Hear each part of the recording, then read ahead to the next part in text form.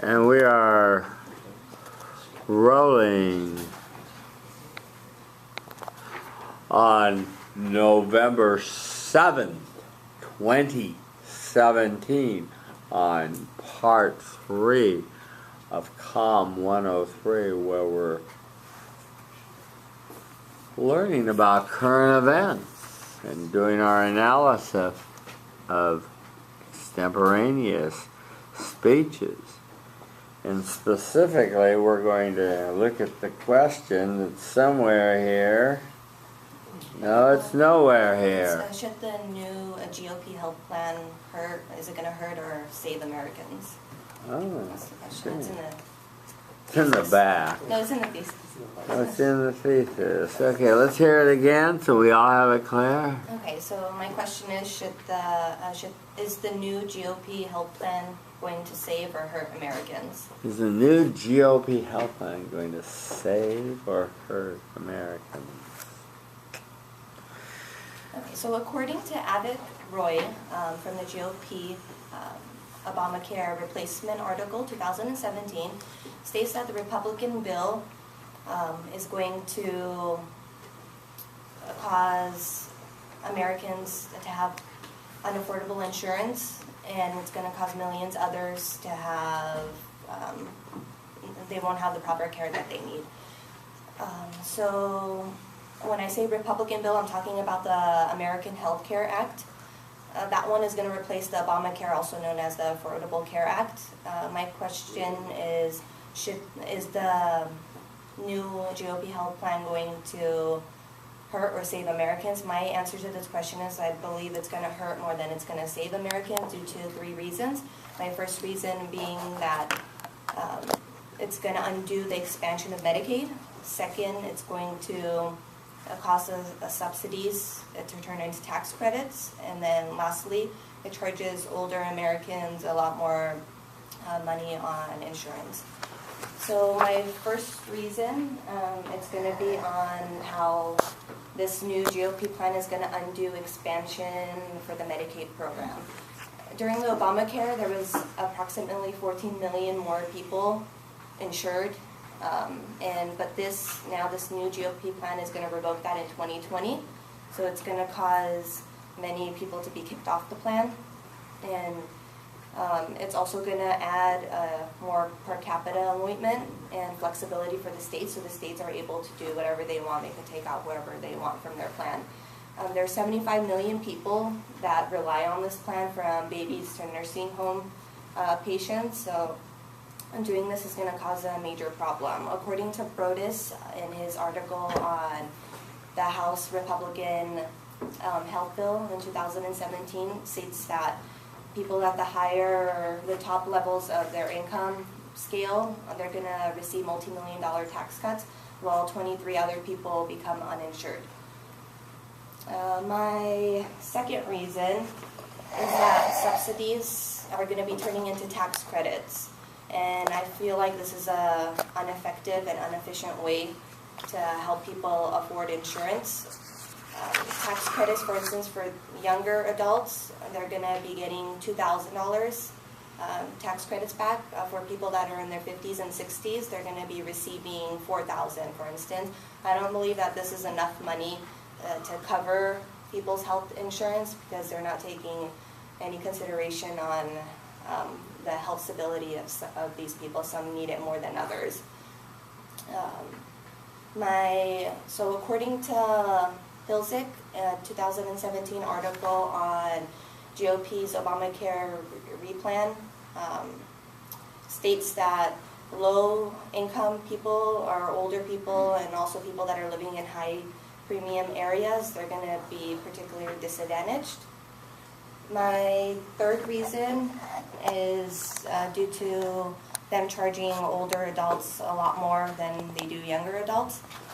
And so with Obamacare, it was 3 times more. Older people were going to be charged than younger. But now with this new GOP health plan, they say it's going to be, insurance companies could charge 5 times more than younger adults. But if we recall, only twice as much older adults are getting twice as much in tax credit, so they're not going to have enough money to actually afford this insurance. And not to mention, older adults, they also pay a lot more out-of-pocket costs than younger adults do, so that's going to be a problem as well. According to Dean, in his article on the impacts of changing the age limit, he states that changing the age limit from a 3-to-1 to a 5-to-1 ratio, it's going to cause a major financial burden on older adults, and it's going to also be difficult for them to afford their insurance as well. So now that I've given you 3 reasons, the first reason being that it undoes the expansion of Medicaid. The second reason, that subsidies turn into tax credits. And the third reason is that older adults are paying way more. There should be no doubt in this room why this new health plan is going to affect Americans. According to Avik Roy, in his article, states that in 2017, states that this Republican bill is going to affect people by putting people into poverty and causing unaffordable insurance for millions of Americans.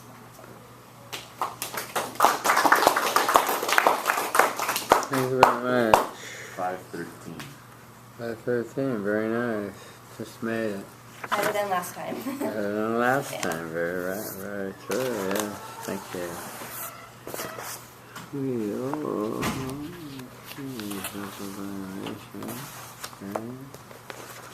Has everyone had a chance to look at the model for the Extemp speech? I mean the midterm, yeah. Thank you. Okay, good, alright. Where's the...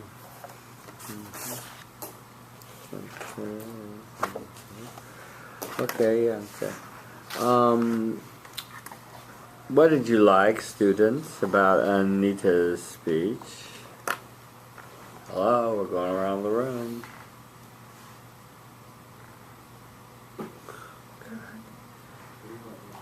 I guess we're not, okay. Daniel, what'd you like? Hi, I'm Daniel. Hi, Daniel. I really like how you compared like Obamacare to the current act, and then contrasted it to like the harms that will come about just from merely changing the status quo.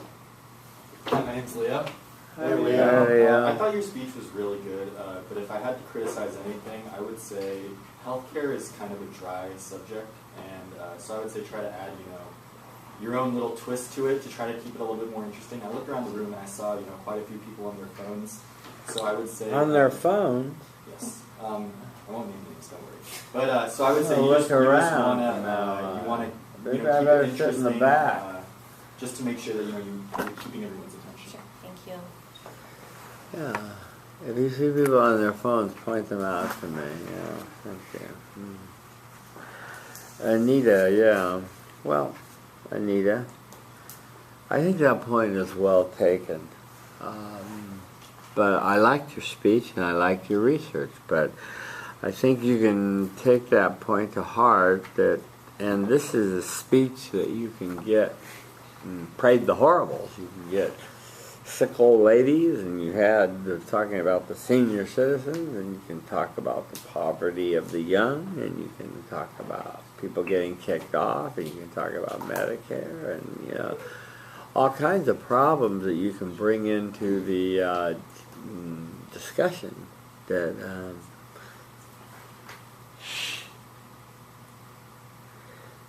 would spice it up. So you started with Avik Roy. Who? So did you tell us who Avik Roy was? No, I don't think so. Some dude. I don't know if he was the author of the article of the GOP's Obamacare replacement. Okay. Yeah. All right. Well, yeah. Okay. According to the author of this article or something, in a credible in Forbes, according to Forbes writer sounds better than A. Vic Roy. You know. Yeah. And the other thing I'd like to see you do, which is more to the point that he was making as well, is, you know, you had some good quotes, but you said trap millions in poverty. And, you know, that's the kind of thing where you want to emphasize keywords and make your speech really come alive. And that's, you made a good distinction, but it was kind of confusing at first, which one was A, B, C, A, D, C, A, C, C. But you made it clear which ones you were talking about, so that wasn't too confusing. Your thesis was clear. It will hurt more Americans than it will help. And so it was very clear your position on the Republican bill. And what you needed to do with your significant statement. Now, what's a significant statement, Anita? I had it on there, but I forgot to mention it. Yeah, but besides forgetting to mention it, what is a significant It statement? catches the audience's attention. Yeah, it's supposed to say this topic is significant to the audience. And you catch their attention and you say, this topic is really significant because the Republicans might take away your health coverage, your benefits. Mine? Ooh, not good, see? So speak to people personally and sell it to them that they have a stake in your speech, see? Main body, yes. Well, the GOP maintains coverage till 2020, and then at that point, as you put it, they're likely to get kicked off the program. You know. And Medicaid guarantees coverage will be placed by per capita allotment and flexibility for the states, and you've taken the worst possible interpretation, which means likely they'll cut everybody off. I don't know. Probably. But I'm not sure of that interpretation. But you had evidence that said that's the best, and that's the interpretation, so yeah. I like the way you introduced your evidence, but if you could say who Matt Broadus is and give us some qualification of your sources. You did have recent evidence, October 2017, yeah.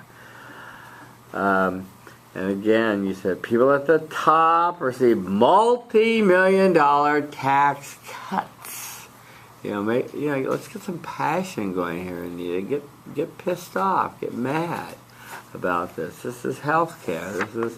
We all need it when, the GOP doesn't seem to really care about the common folks, at least according to your evidence. Okay. And the second reason was the tax credit, existing subsidies, and you said $4,000 isn't going to be enough, and so forth. What you left out, what was your time again? You came out just in the right amount of time, or you just 5:13. 5:13, yeah. You left out some of your "I feel this way," and I guess this is what he was alluding to as well. Or you left out "I feel this way" because I feel that middle-income people have a better shot at things. Your older adult thing was very impressive and a good piece of evidence. Most people in here don't care. I care a little bit about it. But 5 times increase is significant. I've seen mine go up. I've seen mine double. But, 5 times is a significant amount to go up. I don't know if they're parading the horribles or not, if they're just doing scare tactics or not, but I've seen the figures So I don't know if the projections are from a valid source or not. They came from the AARP, which is pretty credible, you know. So you needed to have said that. You just said Olivia Dean, but you could have said the AARP, which is a pretty good source. You know what the AARP stands for? Yeah. Your summary was good, your conclusion was good, and your tieback was to somebody we didn't know, Evic Roy. So, but you did go back to the trap millions more in poverty, so that was good. So your canais were to stay within the time limit. Whoopee, you did that. Make good eye contact with everyone in the room and don't use a note card. How'd it go? I think good. Better than last time. That's all I have to say. Yes, it was Yeah, much last time better was- than last yeah, time. last time I had no cards and I went over. And this You went time, over, and Anita, this time you did. Now let's just work on not having a passionless speech, but work on some emphatic style in your delivery, and work on some emotion in there, and have your topic be a little more passionate. Okay? Okay. Thank you very much, Thank you. Anita. Okay, what's our time looking like? 10 minutes. 10 minutes? 10 minutes? I have 5 minutes. Okay, do we have time for one more? Maybe not, huh? I can go under 5 minutes. You can go in 5 minutes? Under. You can go under 5 minutes? Yeah, you can do it in 2 minutes, huh? The 2-minute wonder, they call them. Okay. Okay, let's hear your 2-minute speech there, Daniel. 2 minutes. No. 4 minutes.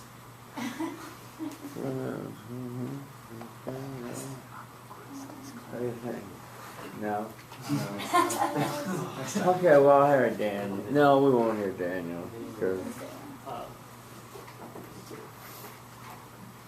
I really don't need to watch my speech like a few times later, so you don't have to record me.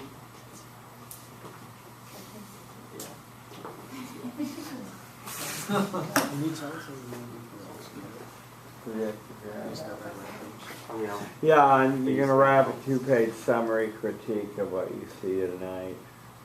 Don't forget to sign up for it. And don't forget to sign in when you come. There's a sign-in sheet, so make sure you sign in. Will the mystery guest sign in, please? Okay, our work is done for the day. Sorry, Daniel.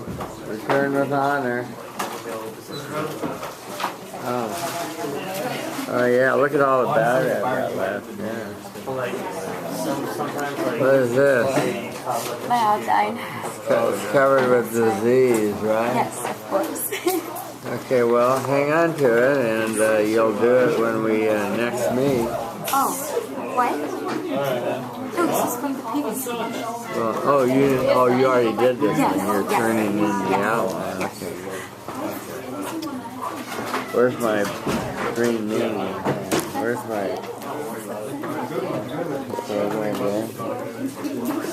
Yeah. It's the speech and the evaluation. Oh, self-evaluation. That goes in here. Okay, good. Turn this off.